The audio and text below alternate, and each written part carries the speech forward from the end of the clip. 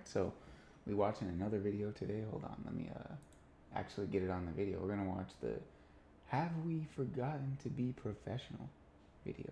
I think it's about to be about that one CEO that got caught cheating or something at a game, or it was like a Coldplay concert. I don't know, but let's get into it. We should like the video. According to a survey of young job seekers, a quarter of applicants admitted to bringing their parents to a job. Let's get into it. According to a survey of young job seekers, a quarter of applicants admitted to bringing their parents to a job interview, 70% asked them for help for applying for jobs, and almost all successful applicants credited their parents with helping them land a job in some capacity. Wow. Another report found that 75% of companies could not rely on some or all of the college graduates they hired last year to perform their role to a satisfactory level, mainly because of a lax attitude towards their responsibilities. 90% of hiring managers surveyed are now suggesting that basic professional etiquette training should be taught in schools to reverse this trend. It's not painting a pretty picture, but in defense of generation brain rot, the companies themselves have not been doing any better.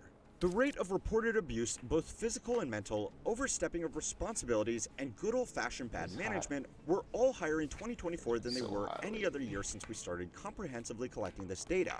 In an era where major employers spend hundreds of millions of dollars to blur the line between work life and make their laid-back office attitude part of their brand image, maybe this shouldn't be surprising.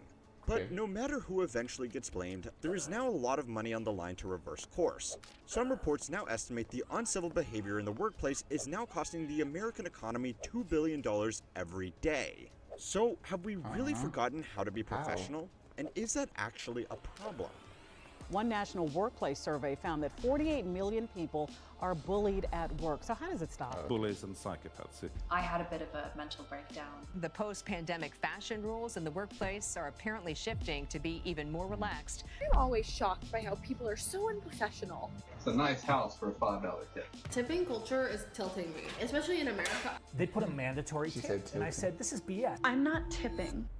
There is a big difference between professionalism and competence. Sometimes the most unprofessional people are the most competent, and often the most professional people suck at actually getting the job done.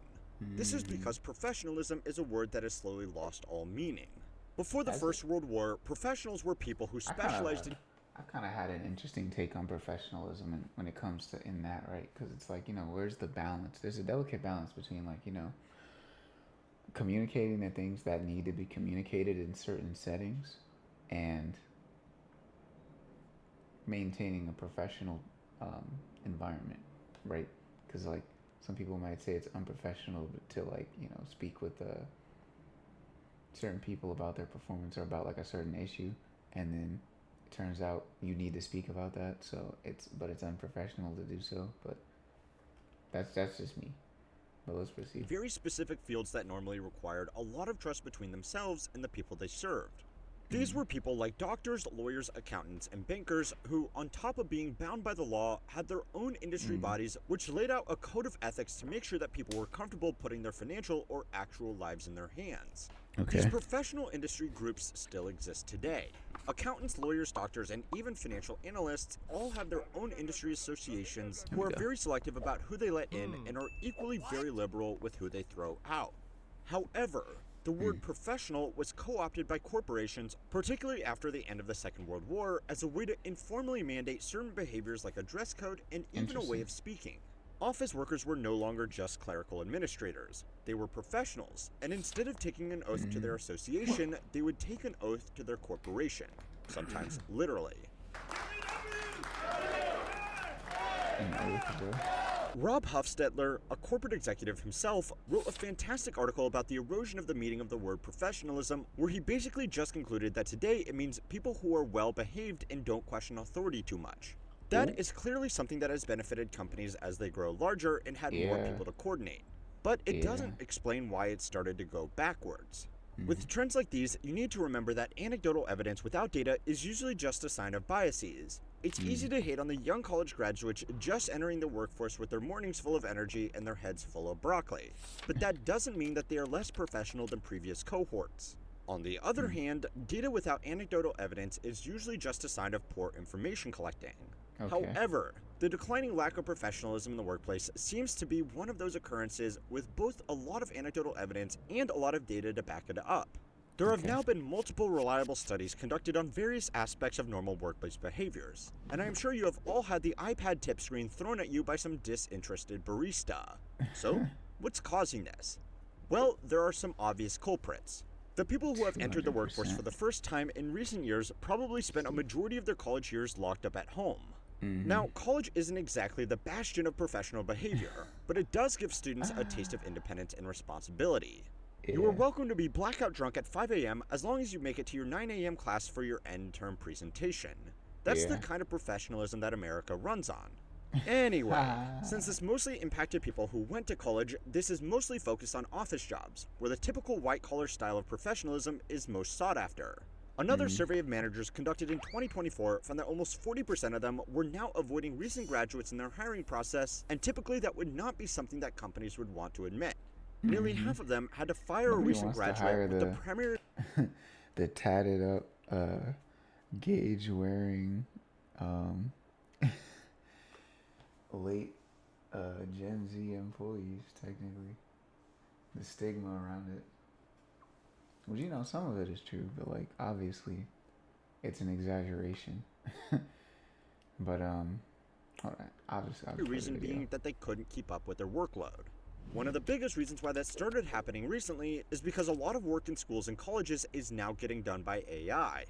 I know it's not exactly shocking news, but the scale of AI cheating has now become so severe that schools are switching their curriculums back to standard pen and paper testing over self-directed research projects. Now, the actual problem this causes for graduates just entering the workplace is that for most entry-level office jobs, it's not as easy to use AI to get work done as it is for college assignments.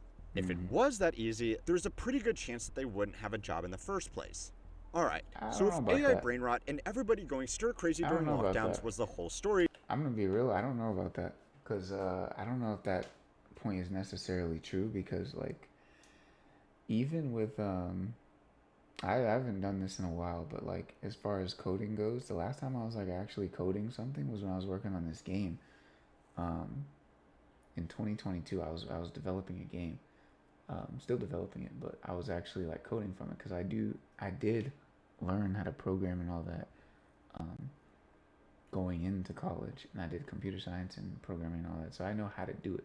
But that's what I'm saying, like, as far as like entry level jobs and stuff like that, depending on what they're actually doing within the company, if it's like fairly straightforward stuff, I can definitely see ChatGPT being a huge help, especially because I've seen it be able to write lines of code for people. And I can see it being a valuable asset to actually work with in an entry-level position. But that's just my 2 cents. Obviously, I have no experience with that because I chose not to go that route. But let's see. That would be very convenient. But there is a lot more going on here, which unfortunately makes it a lot harder to blame it exclusively on the youth. So it's time to learn how many works to find out how we all forgot to be professional. This video is sponsored by Odoo. Odoo is an all-in-one business management platform that handles everything. Sales, CRM...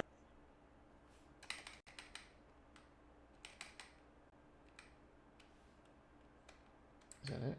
We good? Okay.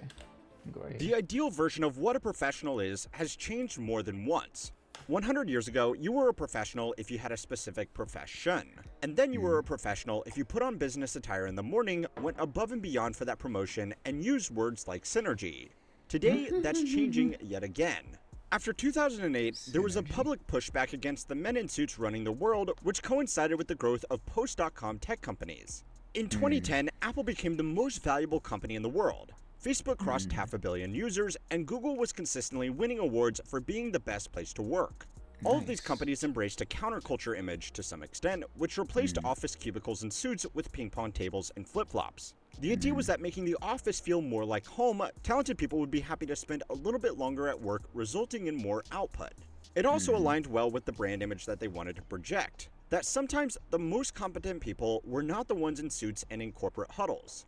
Now, this is sort of true. An overfocus on professional appearance has been found to statistically be a way for people to cover up for the fact that they really don't know what they are doing. A study by Columbia Business School found that corporate jargon was often used as a coping mechanism by people who weren't keeping up on office tasks. And another study found that the overuse of professional-sounding jargon correlated with poorer decision-making because nobody knew what they were actually talking about. Getting rid of the pomp and ceremony that surrounded the idea of professionalism sounded like a good idea, especially for technology companies who were changing the way that people did their jobs anyway. But fast forward another decade, and it's... That's like in school when you use more, I guess more prestigious words to fill up a paper. Exactly what they told you not to do. When we were writing like papers and like research reports, they're like, don't try to fill up your paper with all these like big prestigious words to make it sound like you know what you're talking about. Just actually know what you're talking about and communicate it clearly.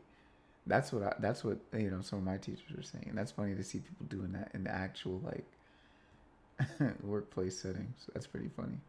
Gone too far in the other direction. In certain businesses, there is now the not-so-subtle idea that the person wearing the sweatshirt and board shorts in the office must be the most competent person on the floor because they are ironically so unprofessional looking. You've almost inevitably seen or heard some variation of an anecdote like, in a room full of people with suits, the one man wearing jeans and a t-shirt is the most important. Now, I hate to burst that power fantasy bubble here, but in my experience, working on large corporate deals, including in San Francisco, this doesn't really happen all that often. Most successful business people know how to dress appropriately for a given occasion, but that hasn't stopped the idea from gaining popularity. The ultimate incarnation of this was someone like Sam Bankman-Fried, who was assumed to be a genius largely because of his unkempt, unprofessional demeanor. That's my quant. Your what? My quantitative. My math specialist. Look at him. You notice anything different about him? Look at his face. Look at his eyes. Now, the commercial irony of this is that a lot of mainstream companies are only now just catching up with this idea, because they have convinced themselves that the world's most successful companies have offices that look like this. So if they want to be successful, they need to as well. The only businesses that have been left behind are primarily those with rigid organizational standards, like, well, doctors, lawyers, accountants, and engineers. The actual professions from a century ago. I feel like that's one of the huge pitfalls when it comes to wanting to be successful at something, thinking that you have to emulate the other people that are doing it to be successful at it. To a certain degree, it does help, but ultimately, emulation is not the primary ingredient of success a lot of the times. A lot of the times it comes from ingenuity that's learned through experiencing it, at least in my experience. There have been more gradual changes in this time as well. The average professional behavior in a 1950s Mad Men-style corporate setting obviously wouldn't fly today. The scale of the professional workforce has also grown significantly as well. Blue-collar workers have their own brand of professionalism, but it's mainly focused on keeping themselves and their colleagues out of harm's way while delivering good work. It's focused a lot less on using the correct corporate-approved lingo. But the share of people working in the service industry has grown as a lot of these jobs were outsourced. This means that working in an office is no longer really an elite status symbol anymore, and so the expectation of how these people act has changed with it. Now, no matter the particular examples, the end goal is almost always the same. Being a professional is just good marketing for putting the business ahead of other priorities. Whether it was General Electric pushing the idea of being a professional so that even their entry-level staff would dress and act like senior executives, or Google making an office that people felt like home in, it is all just a way to get a little bit more out of their staff. Now, sometimes that is absolutely necessary. Hot take alert, a work environment where people want to go above and beyond is actually a good thing. A workplace where nobody knows how to behave themselves is just as miserable as an overly authoritarian workplace. But people are just caring less and less. The line between consummate professional and corporate cuck is getting blurrier. A recent survey conducted by the Bureau of Labor Statistics found that the average person is now working just over 8 hours a day. That doesn't sound so bad until you realize that data includes weekends, which means that the average full-time employee is doing slightly more than a full workday every single day. That also doesn't include lunch breaks or commute time, and most of these additional hours are unpaid. According to the report, the average full-time employee is now doing more than 10 hours of unpaid overtime every single week.